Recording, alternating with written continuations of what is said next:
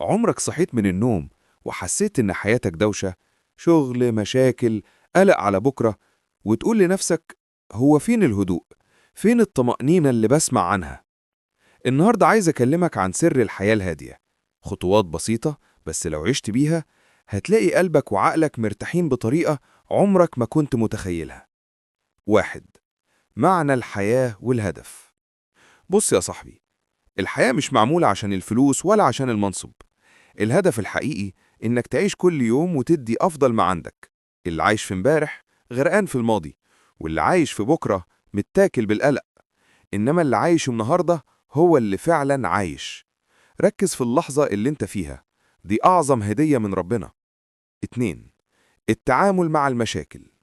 تعال نعترف بحاجة مهمة: الحياة صعبة، والموضوع مش هيبقى أسهل غير لما تقبل صعوبتها. المشاكل مش علامة إنك فاشل، لا، المشاكل دروس. كل اختبار بيجي يا يعلمك حاجة جديدة يا يغيرك لشخص أقوى. ومفيش إنسان من غير ألم. لما تستوعب إن الألم ده مش ضعف، هتعرف إنك زي كل الناس، وساعتها هتتعامل مع الأمور بهدوء بدل ما تنهار. 3. النجاح والفلوس. تعال أقول لك حاجة يمكن تزعل ناس كتير: الفلوس مش هتجيب السعادة. هتسهل حياتك، لكن مش هتملالك قلبك. في ناس معاها ملايين بس وهي قاعدة لوحدها حاسة إنها فاضية. أجمل لحظات حياتك هتلاقيها مع أهلك وصحابك، مش في رصيد البنك. النجاح الحقيقي مش إنك تبقى أحسن من غيرك، النجاح إنك تبقى أحسن نسخة من نفسك. 4. التعلم والتطوير. الحياة مش سباق إنك تثبت إنك كامل، لأن مفيش حد كامل. لكن في فرق بين اللي واقف مكانه واللي بيقول: أنا كويس بس أقدر أتحسن. قارن نفسك بنفسك مش بالناس. ولو حد قالك إنك غلطان، اعتبرها فرصة للتعلم، مش معركة مين يكسب. السؤال الحقيقي مش مين صح، السؤال فين الحقيقة. 5. العلاقات. خلي بالك، أهم حاجة في حياتك هم الناس اللي بتحبهم: بناتك، مراتك، أهلك، صحابك. في الجواز مثلا، التفاهم هو اللي بيحافظ على العلاقة. الحب مهم، بس التفاهم أهم. لما كل طرف يبقى عايز يسعد التاني، الحياة بتبقى أسهل والأيام بتمشي بهدوء. 6. العقل أكبر هدية عندك. أيوة، زي ما سمعت، مش الفلوس ولا الحظ ولا الظروف اللي ممكن تحطك في مكان معين. أكبر كنز أنت بتمتلكه هو عقلك، اللي بيقدر يفكر، يحلل، ويخلق فرص من العدم. عقلك آلة النجاح اللي بين إيديك. شوف حواليك كده، هتلاقي شركات ومشاريع بدأت من مجرد فكرة بسيطة في دماغ شخص واحد، مش علشان كان عنده فلوس كتير، لكن علشان كان عنده عقل بيشتغل صح. فاكر شركة أمازون؟ بدأت من جراج في بيت جيف بيزوس. ساعتها كان مجرد فكرة إنه يبيع كتب على الإنترنت. الفكرة دي هي اللي كبرت وبقت عملاق التجارة الإلكترونية اللي كلنا عارفينه. طب وشركة كريم؟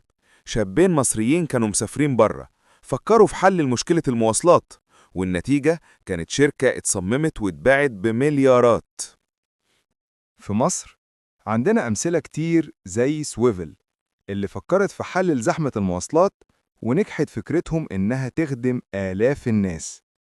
كل دي أمثلة بتأكد إن العقل اللي بيفكر صح أهم من أي رأس مال. حافظ على استثمارك الأهم. عقلك ده عامل زي آلة دقيقة وغالية جدا، محتاجة صيانة ورعاية مستمرة. لو أهملتها هتفقد كفاءتها وتتوقف عن العمل. احمي عقلك من المقارنات. المقارنات مع غيرك سم بيدمر طاقتك وبيخليك تحس إنك ناقص. كل واحد ليه طريقته وظروفه. ركز في رحلتك أنت وبس. احمي عقلك من التشتيت. إضاعة الوقت على الفيديوهات الفارغة والنميمة بتحول عقلك من آلة إبداعية لمخزن نفايات. احمي عقلك من السلبية. الأشخاص السلبيين والأفكار المحبطة عامل زي فيروس بيصيب عقلك وبيخليه يشوف المشاكل بس بدل ما يدور على الحلول. علشان كده، استثمر في عقلك.